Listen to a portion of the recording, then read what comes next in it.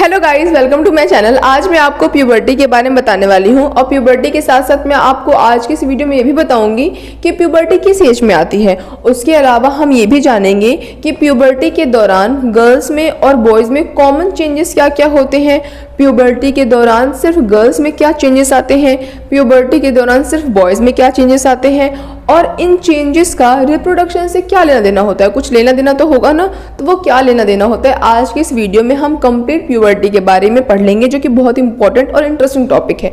तो चलो स्टार्ट करते हैं हम अपनी वीडियो को। सबसे पहले हम ये जानते हैं कि आखिर प्यूबर्टी की डेफिनेशन क्या होती है। तो देखो एक बार डेफिनेशन लिखी हुई है कि the period during which adolescents reach sexual maturity and capable of reproduction. कह रहा है वो पीरियड, जिस पीरियड के दौरान जो एडोलेसेंट्स होते हैं, अगर आपको एडोलेसेंट्स के बारे में नहीं पता है तो एक मिनट अभी आप आगे वीडियो देखो, मैं आपको अभी बताती हूँ, ठीक है। तो कह रहा है कि वो पीरियड जिसके दौरान जो एडोलेसेंट्स होते हैं वो सेक्सुअल मैच्योरिटी पे पहुंच जाते हैं, यानी कि वो रिप्रोडक्शन करने के काबिल हो जाते हैं, उस पीरियड को हम क्या कहते हैं, प्यूबर्टी कहते हैं, ठीक है। वो पीरियड जिसमें जो इंसान होता है वो रिप्रोडक्शन करने के काबिल हो जाता है, उसे हम क्या कहते हैं, प्यूबर्टी कहते हैं। अब आता है क्या कि एडोलेसेंट्स किसे कहते हैं। तो देखो एडोलेसेंट्स में और प्यूबर्टी में अंतर होता है। बहुत सारे लोग इसे क्या कर देते हैं, मिक्स कर देते हैं, बट ये दोनों डिफरेंट चीज़ है। अब प्यूबर्टी मतलब मैंने अभी बताया आपको कि जब सेक्सुअल मैच्योरिटी आ जाए, सिर्फ सेक्सुअल मैच्योरिटी लाइक कि वो रिप्रोडक्शन करने के काबिल हो गए हैं। बट एडोलेसेंट्स वाली एज में क्या होता है कि सेक्सुअल मैच्योरिटी तो ठीक है, बट उसके साथ साथ जो इमोशनल होता है इंसान, ठीक है, जो इमोशनल मैच्योरिटी आती है, जो समझदारी आती है, जो चाइल्डहुड से एडल्टहुड के बीच का जो पीरियड होता है ना, उसे हम क्या कहते हैं, एडोलेसेंस कहते हैं। इस पीरियड के दौरान प्यूबर्टी आती है। बात समझ में आई आपको। अब देखो नेक्स्ट कह रहा है कि बताओ किस एज में प्यूबर्टी आती है। तो अब कहोगे प्यूबर्टी किस एज में आती है। तो वैसे तो कुछ प्यूबर्टी आने का कुछ फिक्स एज नहीं होता, बट प्यूबर्टी आने का जो आप करेक्ट आंसर लिखोगे वो ये लिखोगे कि प्यूबर्टी एडोलेसेंट्स के एज में आती है, यानी कि वो एज जो कि आपके चाइल्डहुड का और एडल्टहुड के बीच का जो सफर होता है वो क्या होता है, एडोलेसेंट्स, जिसमें आपकी सिर्फ सेक्सुअल मैच्योरिटी नहीं, आप फिजिकली भी मैच्योर हो रहे होते हो, आप इमोशनली भी क्या हो रहे होते हो, मैच्योर हो रहे होते हो। तो इसे हम क्या कहते हैं, एडोलेसेंट्स पीरियड्स कहते हैं, जो कि चाइल्डहुड से एडल्टहुड के बीच में आता है, ठीक है। अब देखो नेक्स्ट हम पढ़ेंगे कि प्यूबर्टी के दौरान ऐसे कौन से चेंजेस हैं जो कि गर्ल्स में और बॉयज दोनों में सेम सा होता है। मतलब गर्ल्स में भी वो चेंजेस हो रहा है और वो सेम चेंजेस बॉयज में भी हो रहा है, ठीक है। तो देखो नंबर 1 लिखा हुआ है कि इंक्रीज इन हाइट, कि उस टाइम पे क्या होता है, बच्चे अचानक से बढ़ जाते हैं। लगता है कि यार अभी तो थोड़े दिन पहले इतना छोटा सा था, अभी उस टाइम पे ना जो हाइट होती है बहुत तेजी से इंक्रीज हो रही होती है। उस टाइम पे पोषक तत्व की जरूरत भी बहुत ज्यादा होती है। नेक्स्ट है डेवलपमेंट ऑफ ग्लैंड्स, जो बाकी कुछ ग्लैंड्स होते हैं हमारी बॉडी में, हम कभी डिटेल वीडियो पढ़ेंगे। तो जो ग्लैंड्स होते हैं ऑलरेडी पढ़ भी रखी है हमने वैसे तो बहुत सारे जो ग्लैंड्स होते हैं वो बॉडी में इस एज में डेवलप होना स्टार्ट हो जाते हैं। नेक्स्ट कह रहा है कि मेंटल एंड इमोशनल चेंजेस, कि सिर्फ फिजिकली चेंज हम नहीं हो रहे होते, हम मेंटली इमोशनली भी क्या हो रहे होते हैं, चेंज हो रहे होते हैं। नेक्स्ट लिखा हुआ है कि ग्रोथ ऑफ बॉडी हेयर, ठीक है, हेयर एंड हेयर एवरीवेयर आप कह सकते हो कि जो चाहे लड़का हो या फिर चाहे लड़की हो, दोनों में क्या होते हैं, हेयर की ग्रोथ होती है, ठीक है। उनके आर्मपिट्स में, उनके जेनिटल एरिया में, इन जो लड़के होते हैं उनके मेनली चेस्ट पे, उनके तो वो क्या होते हैं, मतलब ये तो सिर्फ लड़का हो गया, बट जो हेयर होता है वो लड़कियों में भी बहुत ग्रोथ होता है, उसकी ग्रोथ ज़्यादा होती है, और लड़कों में भी उसकी ग्रोथ क्या होती है, ज़्यादा होती है, ठीक है।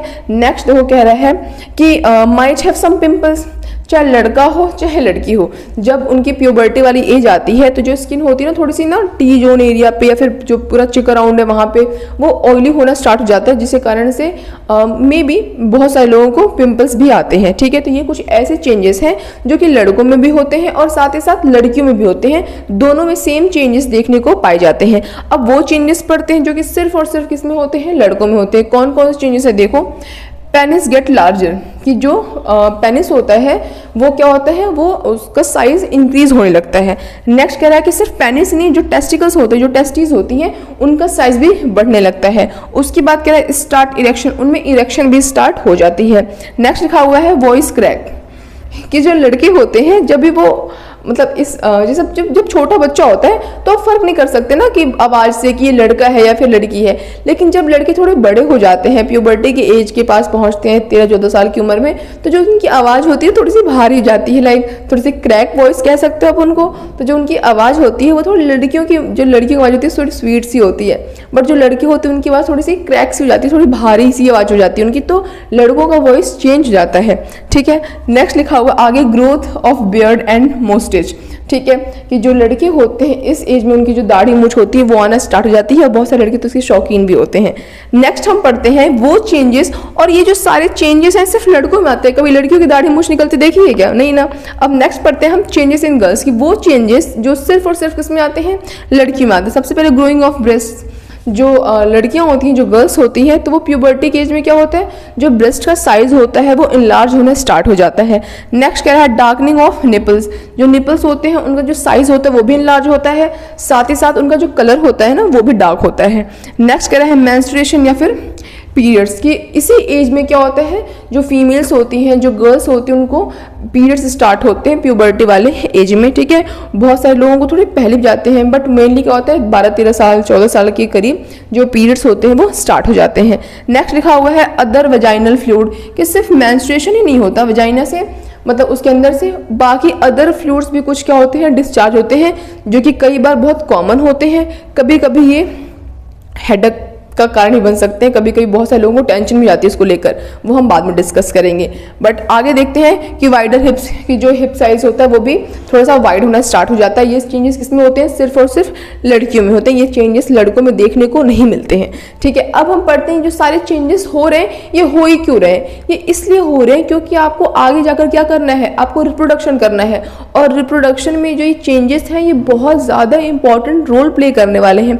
अब सोचोगे कैसा, ये कैसा रोल प्ले करेगा, दाढ़ी मूछ कैसी रोल प्ले करेगी? तो दाढ़ी मूछ भले ना रोल प्ले कर रही हो, बट दाढ़ी मूछ इंडिकेट कर रहा है कि आप क्या हो गए हो, आप बड़े हो गए हो।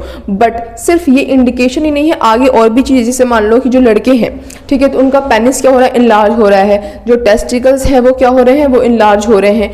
तो इसका मतलब कि जो पेनिस है वो किसके काबिल हो चुका है, वो जो मेल गैमेट्स होते हैं उसको ट्रांसफर करने के काबिल हो चुका है फीमेल्स की वजाइना में। तो ये किसका है? ये आपको एक सिंबल है, ये इंडिकेशन है कि अभी आप क्या हो गए हो, सेक्सुअल मैच्योरिटी के लिए रेडी हो गए हो, अभी आप रिप्रोडक्शन के लिए रेडी हो रहे हो। तो ये किसका क्या है, एक इंडिकेशन है। देखो यहाँ पे लिखा भी हुआ है कि relation between these changes and reproduction, की इस चेंजेस में और रिप्रोडक्शन में क्या लेना देना है। तो इरेक्शन ऑफ पेनिस हो रहा है लड़कों में, इसका मतलब वो क्या कर सकते हैं, transfer of male gametes into vagina of female, कि फीमेल की वजाइना में मेल गैमेट्स का ट्रांसफर कर सकते हैं। ठीक है, नेक्स्ट लिखा हुआ है सेकंड मेंस्ट्रुअल साइकिल, कि जो फीमेल्स होती हैं उन्हें क्या होते हैं, पीरियड्स होते हैं। वो किसका इंडिकेशन होता है, ओवुलेशन का। ओवुलेशन के बारे में डिटेल में वीडियो अपलोड है, बट फिलहाल के लिए कि जैसे मान लो उनको पीरियड्स हो रहे हैं, इसका मतलब कि वो प्रेगनेंसी के लिए, वो रिप्रोडक्शन के लिए क्या हो चुकी है, रेडी हो चुकी है। जो उनका एग है वो मैच्योर हो रहा है, वो ओवरी से रिलीज हो रहा है। तो ये सब उनका मतलब इन सब चीज़ों के लिए वो क्या हो चुकी हैं, सक्षम हो चुकी हैं। बट ऐसा नहीं कि सक्षम 13-14 साल हो गया अब हम क्या हो चुके हैं, सक्षम हो चुके हैं, तो अभी रिप्रोडक्शन करना बहुत अच्छा होता है। रिप्रोडक्शन का वो सिर्फ इंडिकेशन होता है कि अब आप सेक्सुअली क्या हो रहे हो, मैच्योर हो रहे हो। बट अभी आपको रिप्रोडक्शन करने की जरूरत नहीं है, क्योंकि आपकी बॉडी अभी क्या होती है, उसके लिए फिट नहीं होती। आप मेंटली, इमोशनली, फिजिकली इन सब चीज़ों के लिए बिल्कुल फिट नहीं होती है। सिर्फ क्या होता है, एक शुरुआती दौर होता है, एक शुरुआती पीरियड होता है। ठीक है, नेक्स्ट देखो क्या लिखा हुआ है, इनलार्ज ऑफ ब्रेस्ट। ठीक है, ब्रेस्ट की जो साइज होती है वो क्या होती है, एनलार्ज होती है। इससे क्या होगा कि जो बेबी होगा रिप्रोडक्शन के बाद उसको फीडिंग में क्या मिलेगी, हेल्प मिलेगी। अगर ब्रेस्ट एनलार्ज नहीं होगा तो वो फीड कहाँ से करेगा। तो ये पूरा टॉपिक था किसके बारे में, प्यूबर्टी के बारे में। अगर आपका इससे रिलेटेड कुछ भी डाउट होगा तो आप कमेंट बॉक्स में मैसेज करना, मैं उसका रिप्लाई देने की बहुत जल्दी कोशिश करूँगी। बाकी ऐसे और इंटरेस्टिंग टॉपिक्स के लिए मेरे चैनल को सब्सक्राइब जरूर करें, और अगर वीडियो पसंद आई हो तो उसे एक लाइक जरूर करें। That's all, bye guys.